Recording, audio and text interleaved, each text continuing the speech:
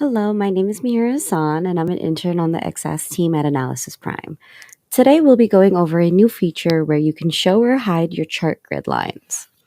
So, we first go to our chart, open our Builder panel, and then we go to Styling. In Styling, we can scroll down and go to Widget. Here, you can change or adjust your background color or if you want a border. So, here, we want all borders, our border style, which will be right here, the thick dotted lines there. We want our color here to be green, and then I want my line width to be about 3. And then our corner radius, I think I want 4 for today.